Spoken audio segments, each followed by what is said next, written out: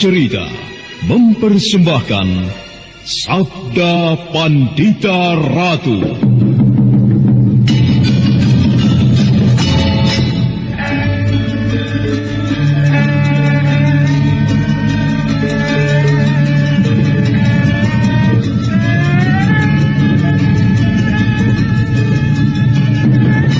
Kureguk anggur Mahadewa, kucicipi madu sabdanya.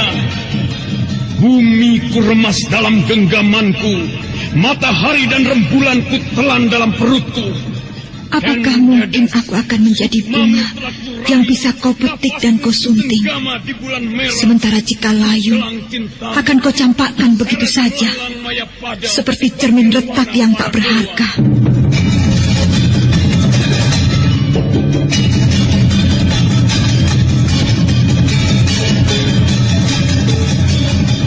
Sabda Pandita Ratu, sebuah kisah penuh dilema, tragedi cinta anak manusia, perebutan tahta, mabuk harta dan duniawi, serta silaunya kehormatan, di mana keangkara murkaan merajalela karena dendam yang membara.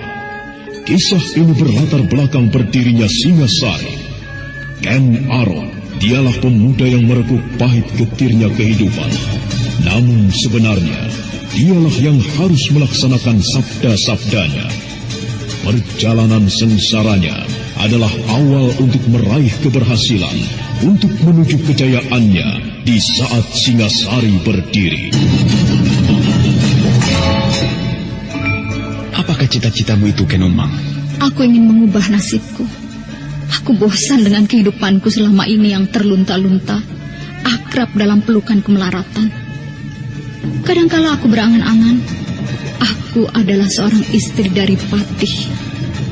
Bahkan lebih gila lagi, aku berangan-angan, andai kata aku adalah seorang permaisuri, maka akan terhapus semua masa silamku, terhapus lenyap, tidak bersisa semua kenangan buruk yang kumiliki.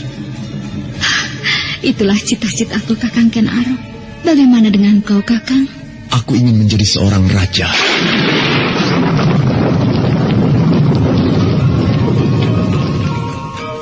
Sabda Pandita Ratu.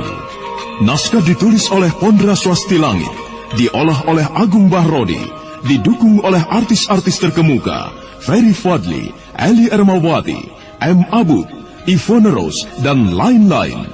Teknik dan montase Ibing Arifin, dengan sutradara Dian Pertiwi. Sabda Pandita Ratu kali ini mengetengahkan episode ke-10 dengan judul Gerhana di Medan Laga.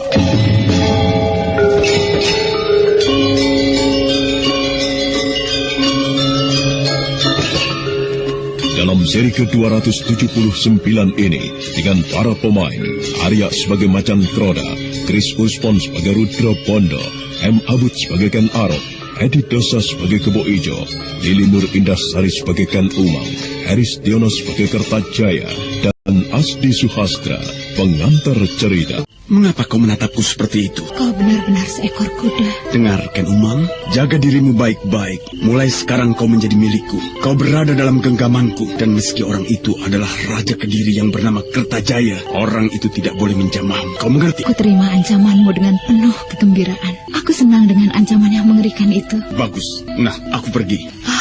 Ken Arok, betapa jantan dan gagahnya pemuda itu. Rasanya kepadanya lah aku harus mengabdi dan menyerahkan segala yang aku miliki. Bukan main, Ken Arok. Kau berhenti melayaninya.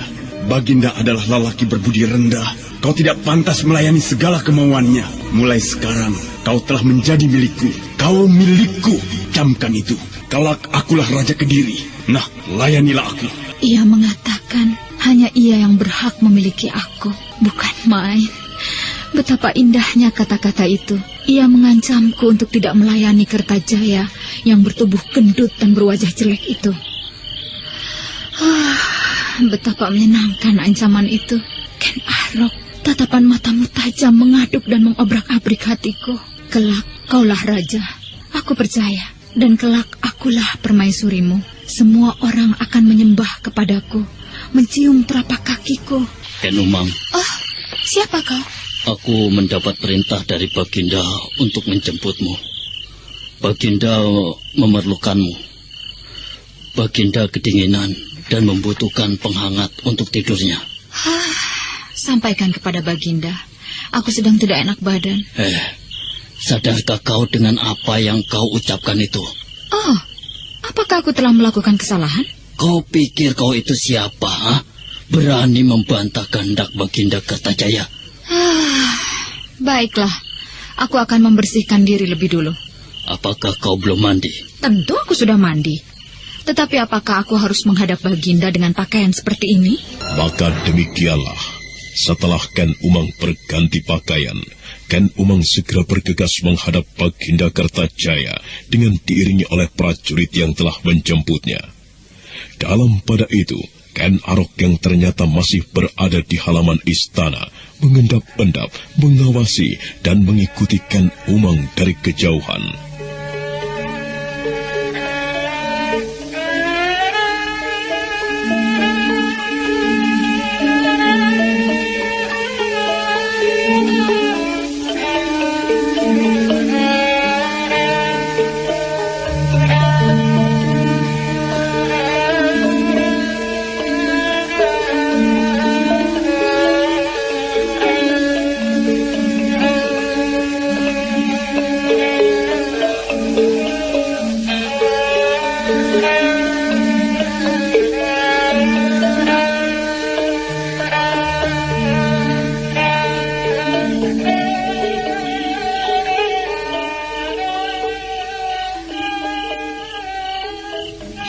Hamba menghadap, dan hamba menghaturkan sembah, Baginda. Aku terima sembahmu, Ken Umang. Berdirilah. Temani aku, Ken Umang. Aku rindu kehangatanmu. Mohon ampun, Baginda. Kenapa? Bukan hamba bermaksud menolak. Hamba tidak berani menolak perintah Baginda. Akan tetapi, pada saat ini, hamba tengah garap sari, Baginda. Hamba mohon ampun. Baiklah. Kalau begitu, kau boleh kembali ke bilikmu.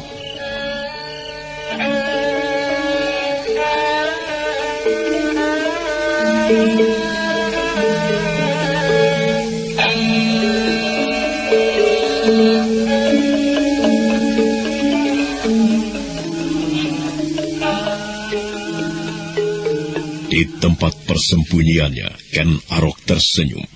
Pemuda itu segera melenting tanpa meninggalkan suara sama sekali. Bagaikan terbang layaknya, dia meloncat ke atas dinding istana.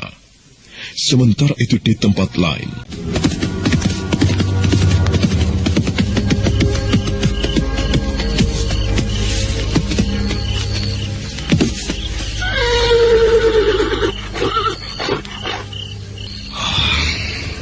Macan Kroda, kau membuatku gelisah. Seharusnya gelap tiba, kau telah datang. Tetapi kau datang ketika waktu semakin larut malam. Ada halangan yang merintangi perjalananku kembali Kakang Rudrobondo. Bagaimana? Ada yang kau temukan di kantor? Kau berhasil bertemu dengan orang yang kau cari? Iya, aku bertemu dengan sahabatku, bekas senopati Diposari di sana. Apa yang diceritakan oleh Ken Arok tentang Diposari sebagian memang benar. Tetapi cerita tentang Ken Arok itu sendirilah yang justru menarik perhatian. Bagaimana? Apa yang menarik perhatianmu? Dia telah membalikan cerita. Bukan Kebo Ijo yang mempunyai persoalan dengan Akuwu, tetapi sebenarnya Ken Arok sendiri. Macan Kroda, telik sandi kantor yang menyusup di Kediri itu, menceritakan dengan jelas dan gamblang apa yang telah berhasil diketahuinya. Bukan main. Ternyata dia. Kakang Rudrobondo pernah bertemu dengan Ken Arok sebelumnya? Tentu tidak. Akan tetapi, aku memang telah mengamati sepak terjangnya. Aku pernah mendekati suatu tempat yang disebut Padang Kerautan. Di tempat di mana ia bertapa, ia kemudian didesas-desuskan sebagai manusia yang membawa pertanda kasih daripada dewa di langit, yang kemudian membuat Baginda murka. Baginda mengutus Tumenggung Yudapaksa yang kemudian tidak berhasil melaksanakan tugasnya. Pantas, ia mampu melakukan hal-hal yang tidak lumrah dan mustahil dilakukan oleh siapapun. Lalu, bagaimana sikap Kakang Ranggalampitan? Tanpa sepengetahuan Ken Arok, kita bisa memanfaatkannya untuk kepentingan kita. Bagus, aku sependapat. Waktu terus merayap tak terkendalikan oleh siapapun. Waktu bergerak mengantarkan menuju ke tengah malam untuk kemudian datang fajar pagi. Adalah Kebo Ijo yang terbangun, terkejut melihat Ken Arok sudah tertidur di sampingnya. Kebo Ijo menggaruk-garuk rambutnya. Dia kemudian menguap seolah menuntaskan rasa kantuknya. Dan langit di timur kemudian pecah oleh semburat merah yang merekah. Kebo Ijo segera turun ke sungai. Kecipak air sungai membangunkan Ken Arok.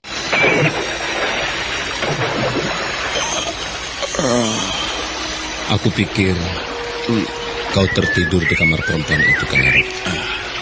Aku telah membayangkan sekelompok prajurit mengepungmu dan kemudian menyeretmu ke hadapan Baginda Kertajaya. Aku memang tidur di kamarnya, tidur bersamanya. Tetapi aku tidak perlu tertidur di sana. Apa maksudmu? Oh, nampaknya kau melakukan sesuatu dengan perempuan bernama Ken Umang itu. Iya. Lalu bagaimana dengan Ken Dedes? Ken Dedes adalah lambang kesejukan. Ia tenang dan menawarkan kedamaian. Berbeda dengan Ken Umang. Bagaimana dengan Ken Umang? Ia panas bagaikan api, menggelegak seperti lautan. Itulah Ken Umang. Lalu, siapakah yang utama di antara keduanya? Aku menghendaki keduanya. Aku memerlukan kedua sifat yang berbeda itu. Kelak, Ken Dedes harus aku rebut. Demikian juga Ken Umang akan menemaniku. Keduanya tidak layak kau perbandingkan, Ken Arok. Jika kau tergila-gila kepada Permaisuri Tumapel, itu masih bisa ku mengerti. Tetapi Ken Umang, ia adalah seorang pelacur. Jangan singgung soal itu lagi. Aku mau mandi. Hop.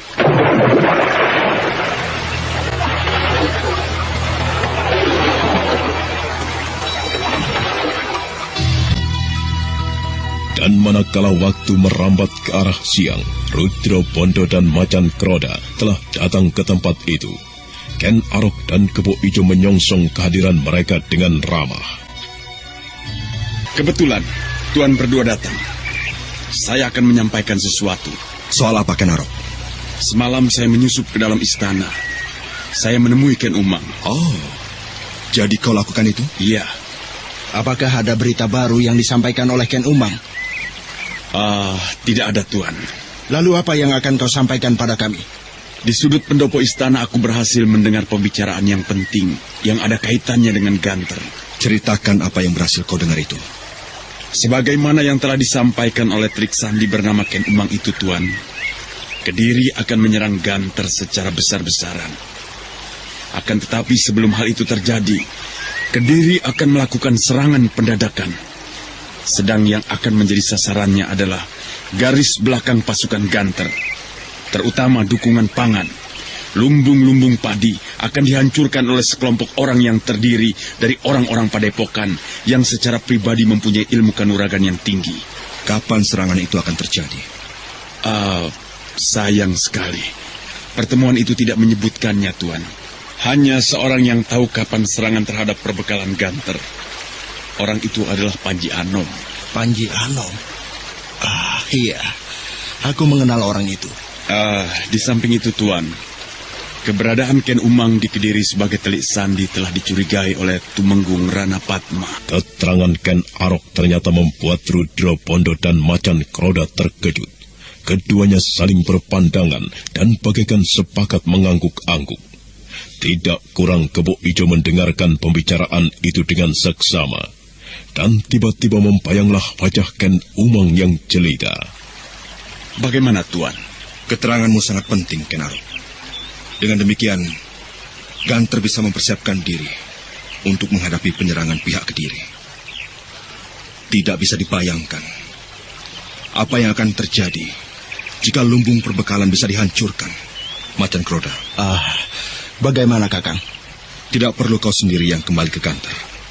Tugaskan kepada anak buahmu untuk menyampaikan berita ini, agar Kakang Ranggalampitan bisa mempersiapkan diri. Baik Kakang. Tuan, lalu bagaimana dengan Ken Umang?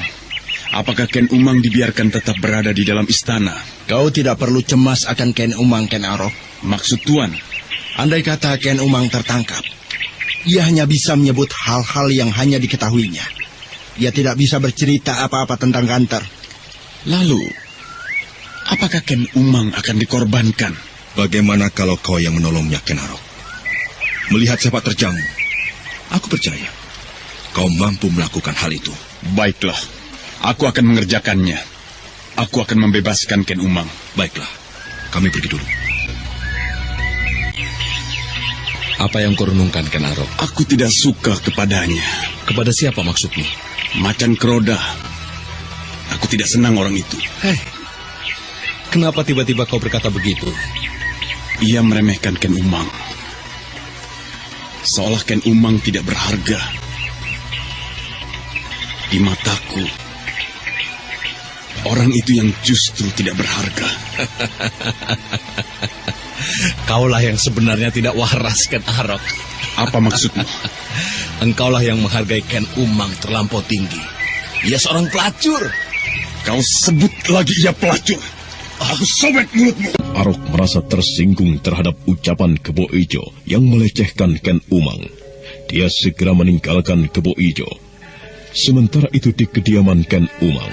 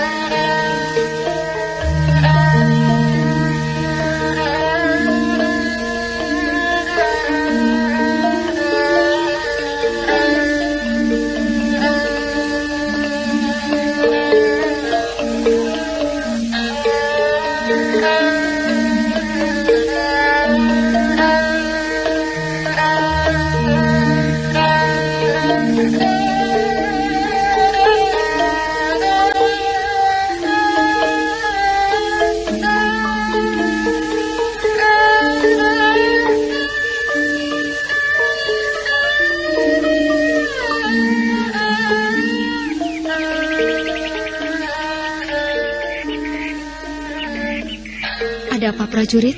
Aku mendapatkan tugas dari Baginda untuk menjemputmu. Tidak mungkin. Apanya yang tidak mungkin? Jika Baginda memerlukan aku, maka ia tidak akan memerintah kau untuk menjemputku. Bukankah kau adalah prajurit penjaga regol depan? Ya.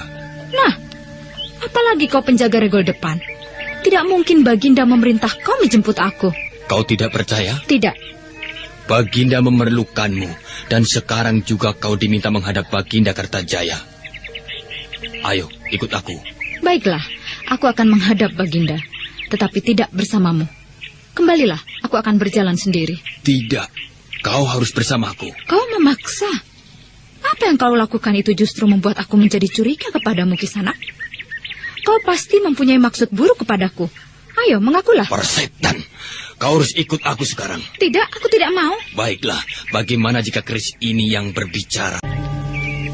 Aku tahu bahwa kau adalah Telik Sandi yang mencoba menghancurkan Kediri dengan menyadap keterangan dari tempat tidur Baginda Kertajaya.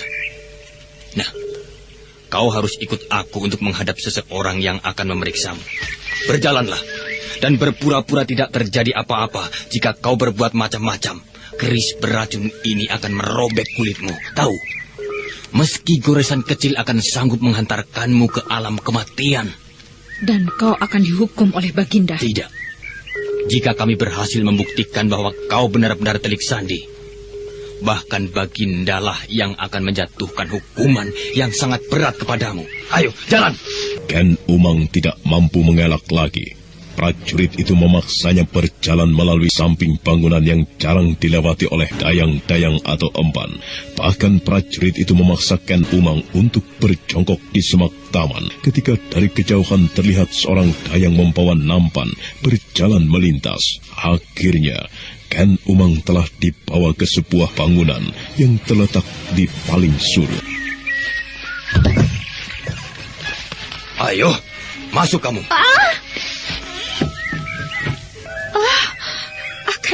Akan diapakan aku ini? Tergantung jawabanmu. Tuan. Kau mengenal siapa aku? Kau mengenal siapa aku, Ken Umang? Ayo sebut. Sebut siapa namaku. Tuan adalah Senopati Kebodampi. Nah, kau tahu pula apa jabatanmu? Tuan adalah pemimpin pengawal Istana Kediri. Bagus. Pengetahuanmu ternyata cukup luas. Kau tahu siapa namaku. Kau tahu pula apa jabatanku. Nampaknya kau memang ditugasi untuk mengamati dan mengetahui apa saja yang terjadi di Kediri. Kau adalah telik sandi Ganter yang disusupkan ke dalam istana ini. Nah, kau akan membantah? Tuan salah menduga. Saya Ken Umang. Saya hanyalah seorang emban. Tetapi kau bekerja untuk orang-orang Ganter. Saya tidak mengerti dengan apa yang Tuan maksud. Sungguh, Tuan, saya tidak tahu apa-apa. Saya bukan telik sandi seperti yang Tuan tuduhkan. Kau tidak bisa mengelak, Ken Umang. Seorang prajuritku tiba-tiba lenyap. Mengapa Tuan menghubungkannya dengan aku? Prajuritku terbunuh setelah mengantarkan 2 orang perempuan menemuimu. Nah, katakan, siapa 2 orang perempuan itu? Saya tidak mengingkari, Tuan, bahwa memang benar kakak perempuanku telah datang menengokku beserta seorang bibiku. Tetapi aku tidak mengetahui mengapa Tuan menghubungkan kematian prajurit Tuan dengan keduanya. Mengapa kedua perempuan itu menemuimu tidak menggunakan cara yang seharusnya? Mengapa harus merayu seorang prajuritku? Tuan yang salah dalam menafsirkan yang terjadi. Kakak perempuanku orang dari desa, Tuan. Ia orang bodoh. Ia tidak tahu apa yang harus ia lakukan untuk bertemu denganku. Yang diperbuatnya kemudian meminta tolong kepada seorang prajurit untuk mempertemukan denganku. Jika prajurit Tuan kemudian mati, janganlah menyalahkan kakakku. Tuan harus menyalahkan prajurit bawahan Tuan sendiri. Mengapa? Karena ia mata keranjang. Kau memang pintar, Ken Umang. Kau cerdas bersilat lidah. Namun justru karena itulah aku mencurigaimu. Kecerdasanmu mengundang rasa curigaku. Bahkan semakin meyakinkan aku bahwa kau benar-benar telik sandi dari Ganter yang diselundupkan ke Kediri. Nah, mengakulah. Kau akan mendapatkan perlakuan yang baik jika kau mau mengaku dan bersedia bekerja sama denganku. Kau sebutkan siapa saja telik sandi Ganter yang berada di Kediri. Bagaimana? Bagaimana saya harus mengakui hal-hal yang saya tidak tahu, Tuan Senopati? Jangan berpura-pura. Pertimbangkanlah sekali lagi. Jika kau mau bekerja sama, kau akan dilindungi. Kau akan kubiarkan bersenang-senang melayani Baginda Kertajaya. Bahkan aku pun bersedia memberi kepuasan yang kau butuhkan. Bagaimana? Ken Umang kemudian termangu, seolah mempertimbangkan sesuatu. Kebo Dampit membiarkannya, memberi kesempatan kepada Ken Umang untuk mencerna apa yang dikehendakinya. Nampaknya aku memang tidak mempunyai pilihan lain lagi. Berakhirlah sudah nasibku. Apa yang harus aku lakukan? Siapakah yang bisa aku harapkan memberikan pertolongan pada saat seperti ini? Aku berada di dalam istana yang terjaga sangat ketat. Tidak mungkin bagiku keluar dari istana ini. Baiklah, Tuan. Bagaimana? Apakah janji Tuan bisa saya pegang? Percayalah. Akan kupegang. Aku tidak akan ingkar janji. Terima kasih. Sebenarnya lah, Tuan, ada seseorang yang menyelundupkan saya ke dalam istana ini. Dan saya hanya berhubungan dengan orang itu. Saya mendapat tugas untuk menyadap apa saja yang terjadi di istana Kediri. Gila. Lalu kau berhasil menyelundupkannya keluar? Benar, Tuan. Lalu berita apa yang berhasil kau selundupkan keluar itu? Bahwa Ganter akan diserang pada bulan purnama mendatang. Gila. Jadi kau telah membocorkan hal itu kepada mereka? Benar, Tuan. Lalu siapa orang yang menjadi perantaramu itu? Sebutkan, kepada siapa kau menyampaikan berita itu? Sebut nama orang yang telah menugasimu. Ia bernama Rudro Bondo, Tuan. Kebo Dampit terkejut mendengar nama itu disebut oleh Ken Umang. Karena Kebo Dampit mengenal dengan sebaik-baiknya siapa Rudro Bondo, senopati yang pernah menggegerkan Kediri, bahkan nyaris membunuh Baginda. Kebo Dampit mengangguk-angguk. Dia memandang Ken Umang dengan tajam. Kau yakin bahwa orang yang menyuruh dan menjadi dalang penggerak di belakangmu adalah Rudro Bondo? Orang itu menyebut namanya Rudro Bondo, Tuan. Aku pernah mengenal orang yang bernama Rudro Bondo. Sebutkan ciri-ciri orang itu. Orangnya tinggi, berkumis tidak terlampau tebal. Kemudian orang itu mempunyai bekas luka menyilang kecil pada keningnya. Itulah ciri-ciri orang itu, Tuan. Gila. Ternyata orang itu benar-benar Rudro Bondo. Sudah lama aku mengira bahwa terdapat kemungkinan yang cukup besar Rudro Bondo adalah lintang Panjer Sore muncul lagi di Kediri. Ken Umang, kau telah membuat kesalahan pada Kediri. Kesalahan yang tidak bisa dimaafkan. Tuan, bukankah Tuan telah berjanji kepada saya untuk bekerja sama? Saya telah memenuhi itu. Saya sekarang berada di pihak Tuan. Tetapi saya mohon Tuan jangan menghalangi keinginan dan cita-cita saya. Apa sebenarnya keinginan dan cita-citamu? Saya tetap ingin menjadi kelangenan raja. Baik. Aku telah penuhi hal itu. Sekarang kau harus bekerja sama denganku. Aku harus bisa menangkap orang yang bernama Rudro Bondo itu. Dan kau harus menjadi umpannya. Siapa saja di samping Rudro Bondo yang kau kenal? Tidak ada, Tuan. Jangan bohong. Bagaimana dengan kedua perempuan yang datang menemuimu itu? Saya mengenal orang itu benar-benar baru kali itu. Ia menggunakan sebuah kalimat sandi. Dengan demikian saya mengetahui ia utusan Rudro Bondo. Ya, baiklah. Sebut bagaimana kalimat sandi yang harus dipergunakan untuk berhubungan dengan mereka. Utusan itu akan menggunakan sebuah kalimat sandi yang berbunyi, bunga-bunga akan layu jika tidak mendapat elusan tanganmu. Sebaliknya, jika saya yang menghubungi, maka saya akan menggunakan kalimat sandi yang lain pula. Ayo, sebutkan.